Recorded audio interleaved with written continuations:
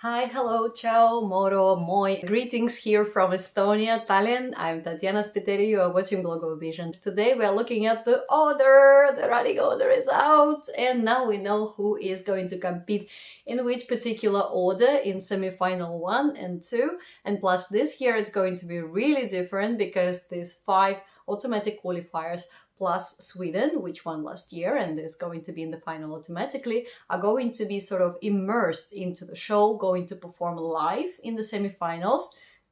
That's going to change the whole picture quite dramatically. Today we're looking at semi-final 1 and how the running order hits or supports certain artists. Here is Blogovision. Do give me a like and you can support me with a super thank you, which you will find under the 3 dots on the right under this video.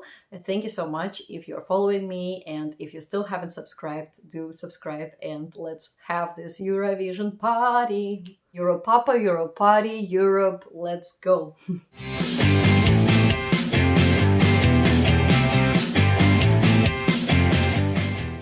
Okay, first in the first semi goes Cyprus. I believe it's a great show starter. And I don't know why it is actually that low in the odds, because I think this is going to be great in terms of this show atmosphere, the dance part. You can hear this part, which is obviously the dance break in the song. Every move she does is with such ease, such professionalism. I've been dancing for almost 14 years myself, and you can see that every little move, every little like leg, hand, whatnot, she does with such simplicity sort of, but it's obviously just because it's years and years of experience, training, pa pa pa pa.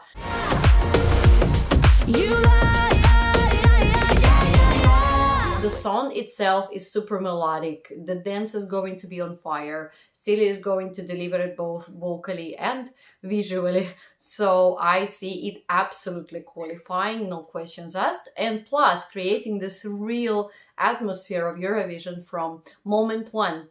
Now in position 2, which is usually called the D spot, we've got Ramonda, Serbian, a very beautiful song about a flower.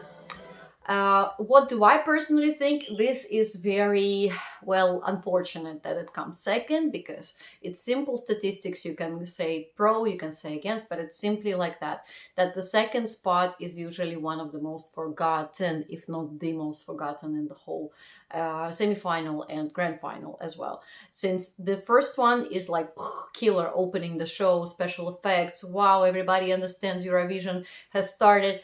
With the second one, you usually kind of come down, and this is also such a slow ballad that even though melodically it's nice, but it relies too much just on the chorus, this Ramonda.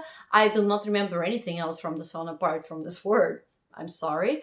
And in the recap, as we can see from the official recap of the running order, it just doesn't stand out, I'm so sorry for Serbia. I know it usually puts a lot at stake, it puts a lot of funding, a lot of effects, even if vocally their performers have not always been the greatest singers like Luke Black, but they still make it work visually on stage. So probably visually it's going to be something quite powerful, quite emotional, quite personal, intimate, but not standing out, in the whole crowd. And yeah, the second one is simply so hard to qualify from.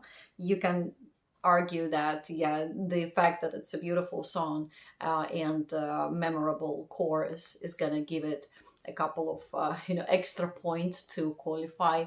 But from what I see, seeing the qualification history of Serbia, like perfect qualification history, this one can actually hurt them. Now in slot number 3, we've got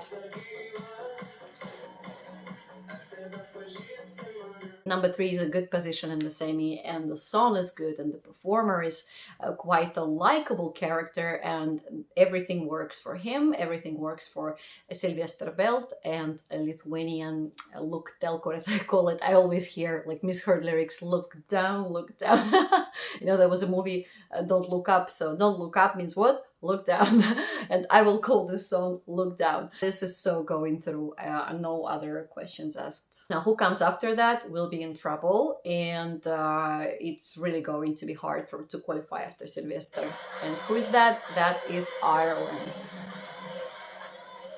As much as I welcome difference, as much as I welcome variety, as much as I am a gothic girl in my past, do not look at this blonde hair. I used to be such a gothic girl in my late teens and up to 22, 23 years old.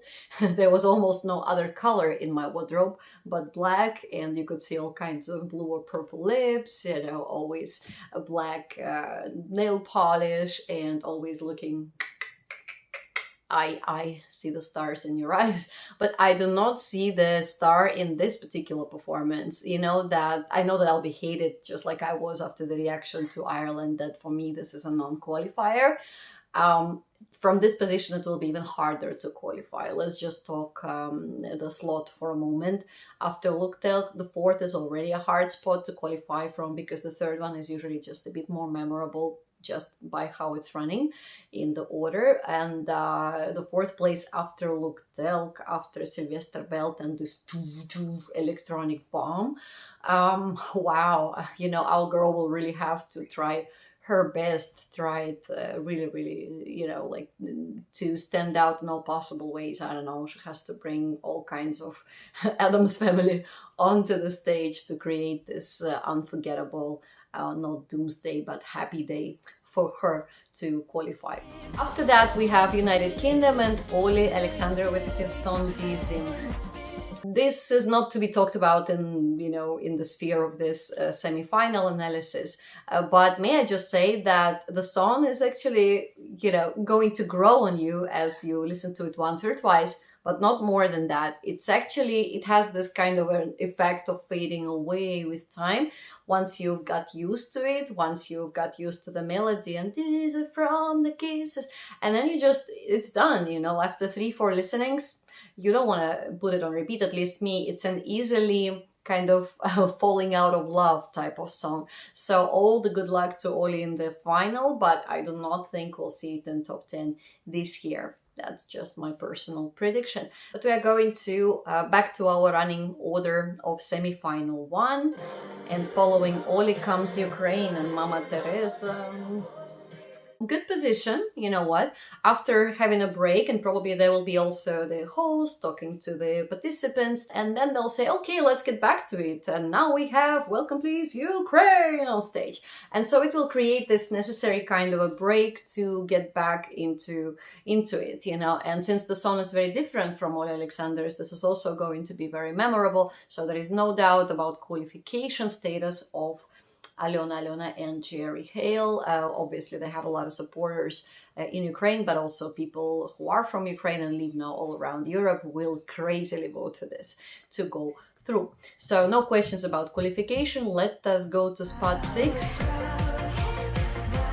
And we have our first guild entry this year, and that is Poland, because in this running order, and for a moment, next comes what? Our spot of not just death, underground, sub-zero temperatures. And as much as I personally think she's very, you know, kind of cute and nice, and we have such a lovely girl here, Luna, she could have done better with another running order. With this, between Ukraine and Croatia, I can bet on that. Poland is not qualifying, not to mention that these are neighboring countries with Ukraine. And that means that your votes are probably going to go either to one or the other. And probably there'll be some kind of cross feelings afterwards following this battle. I don't know why they had to put Ukraine next to Poland. Now, next in position 7, we've got...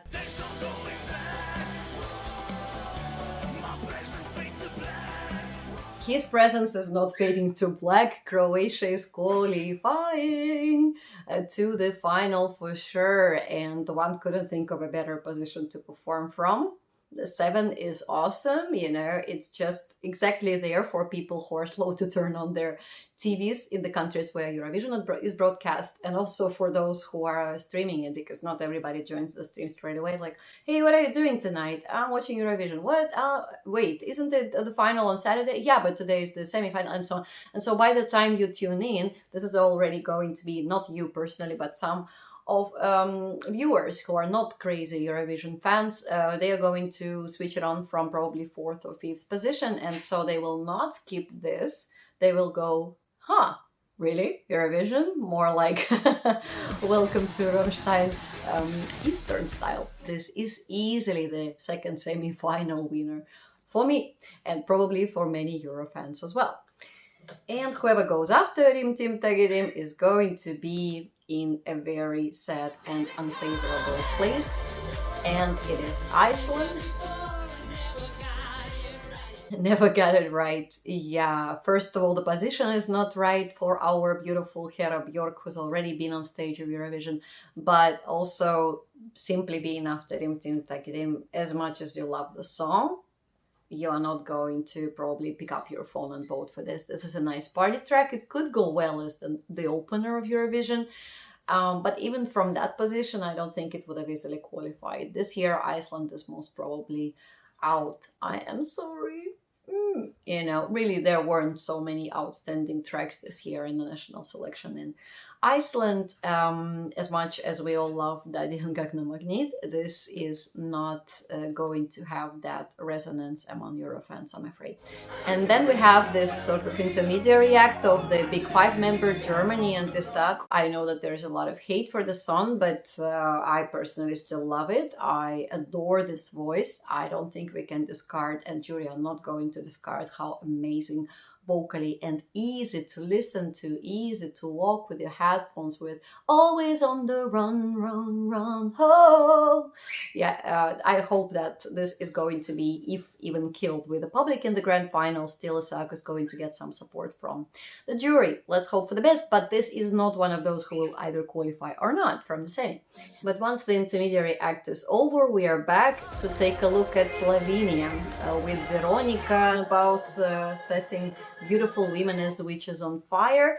I personally do not relate to the song, and it's also very very on high note throughout the whole song. Most of the song here, Veronica, and you get tired of it. You simply want these highlights, you want the culmination, you want it to be the building up, and then at the end to give you this but you don't want it throughout the whole song. Your ears are simply going to be a bit tired, after which actually the next act will look sort of just in place. After this sort of dramatic, screamy Slovenian entry, we will want some more party on the Eurovision stage. Party for everybody, dance.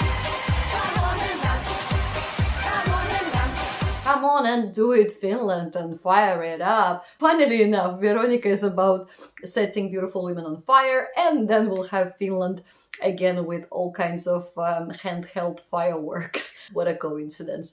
Now, I do not enjoy so much quirkiness in Eurovision. This is not the song that I would listen to in my headphones. This is not the song that I want to look at visually with the performance, how it is. I hope it is not going to be considered too vulgar by many viewers and televoters. Otherwise, this has a non-qualification chance. But it also has a lot of supporters, and from what I see and how people write, like my top 3, my top 5, Finland, Finland, Finland, Finland, Finland. Looks like if you are a hardcore Eurovision fan, you want it to be there in the grand final. You want this party to continue all the way. So yeah, I believe Finland will make it through this time, whether I personally like it or not. No rules! Who we will not probably see is the next contestant, Moldova. I'm not saying that the spot is bad on the running order, but after Finland, this will be underwhelming. And even the song itself, it doesn't have this very sort of building up culmination structure, and visually it's probably going to be as static as a national selection. Just there will be a few dance moves, but this is not going, this is not Mahmoud's Soldi. That was, yeah, you see my parrot response to that. That was a hit. This is more of a miss, unfortunately, this year for Moldova. This is not Dobshes Dub kind of vibe, and I don't think we can count on seeing it in the grand final. Then we'll see an intermediary, not intermediary act, but we will see Sweden with Marcus and Martinus from actually Norway, the Norwegian twins competing in the grand final for Sweden this time. Personally, I think, yeah, well, it will be a bit too much party, following this Finland and no rules, and then we'll go this unforgettable. One of them is going to be forgettable in the end because there will be way too much party. And in spot 12, we've got Azerbaijan and Fakhri. I started thinking that following this party, no rules, and then she's unforgettable, it will be a great moment actually to come back and say, and now guys, welcome this standout vocalists. Yeah, the host cannot say that, but that's what I mean. Yeah, we're going to see some vocally dramatic performance. People will be already warmed up to find some song that is really high quality, and at the same time staging, I believe Azerbaijan will always get on point. From this position, being so close to the end of semi-final 1, and yet after this break following Sweden and before the next act, this could stand out actually. It's not my personal qualifier, but I think from where we see them now, if this was place 2 or 1 or 3, even, I don't think this would qualify. No, I do not. I really don't. But from where it is standing right now, with this contrast of party style that Sweden is bringing this year, to this sort of concentrate on my vocals, hear me sing, hear my partner belted national style, Azerbaijani style, and knowing how much Azerbaijani support there is around Europe and people simply living there in centuries now, generations, they are going to probably support their, their national motive. They're going to vote for this. I think we might see Azerbaijan. It's not a sure qualifier, but we might see them in the final, yeah?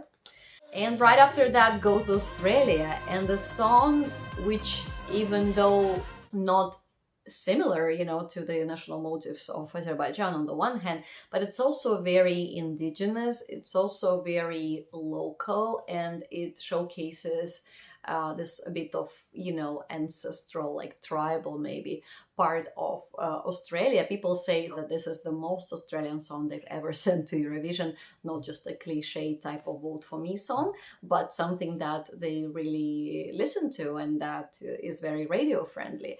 Is this Eurovision friendly? That's another question, because Azerbaijan might steal the limelight, you know what I mean? It's not a very sort of, again, building up song. It's very linear, and I need more progress in the song to stand out, just like many of us Eurofans, and we might see Australia again, not qualifying this year. Let's hope not. I mean, there are still a few spots available after my sure qualifiers in the semi, and that might mean that since they're closer to the end and most people will already be hot and ready to vote. Actually, this time people will be voting from the song 1, and that means that this time there will be more votes maybe for the first part of the show contestants than for the second. Although I think it should be balanced, because again, not everybody tunes in from the start, but who it will benefit, we'll see. Now, next after Australia goes Portuguese act, our very dramatic Scream Grito from Yolanda. Never been my personal favorite, and even in the running odds we could see that Portugal is very likely not qualifying this year. I do not think that this is an absolute not qualifier. It still has a chance to qualify. For me, this could be staged so well that obviously there is way more chance to qualify from the second half of the first semi than from the first half of the semi. So if Portugal uses that to their advantage, they are not followed by any bombastic Rim Tim Tagerim song, they could, if they do it like in such an intimate, dramatic, kind of appealing to each of us way, I think this is not to be discarded yet, So for me, it's under question whether Portugal is qualifying this year still. Now, this is the closing one. Luxembourg this year. Luxembourg is back after 31 years, and they decided to give it this nice closing spot in the first semi. Doesn't mean that their odds will now improve, because they were actually in the bottom, which drives me absolutely crazy, of the betting odds. Will this now reverse our betting odds table a bit? It should, because I didn't, and I still don't see why Luxembourg shouldn't qualify this year. This is a very catchy song. This is very radio friendly, very Eurovision. The girls' likability factor is beyond, above and beyond, you know. And I just love watching her. I love listening to her. I love putting this on repeat. Yes, this is also a bit of like Ole Alexander's kind of one, two, three times, and then you know the song way too well, you know, and it starts fading sort of in your playlist maybe. But will this affect her, you know, qualification status? No, not really. I think this is the finalist. Guys, I do not know what is going on with the betting odds. Maybe there is not so much belief because usually when the country hasn't participated in Eurovision and then they're back, it takes them hell of a lot of time to, you know, bring back that audience sometimes, you know, to vote for them, to recognize them. But Luxembourg has such a history with winning Eurovisions when they did participate, that with this, it's such a strong entry for me, you know, Eurovision wise. This could be not the winner of, I don't know, your national contest of favorite album or singer this year, but as a Eurovision song, bravo, this is so like this is so what I want to hear. And even though to some maybe it sounds a bit dated or this combo of French and English wouldn't work, I think the other way around is going to appeal to more people. I love it when she's singing in French, and I also love when she goes to English, although her English isn't always decipherable, but what whatever. As this is also such a dance track, but without dance breaks, this is not going to be too cheesy. I think this is one of the most likable acts of this semi, actually, and all the best of luck to our fighter. She will need to fight for her place in the final, but the running order is very favorable this time. I think it's not just by chance. EBU simply wants to reintroduce Luxembourg into this year's Eurovision and give it this necessary spotlight. Thank you so much for watching me. This was my prediction of the first semi, and what do you guys think? I know there will be a lot of love and hate in the comments. Let us discuss, and do write me what you think of your particular favorites running order slot and whether you think they will do better from this slot than you expected or worse. So see you in the second semi-final analysis. Have a lovely day ahead of you, and bye!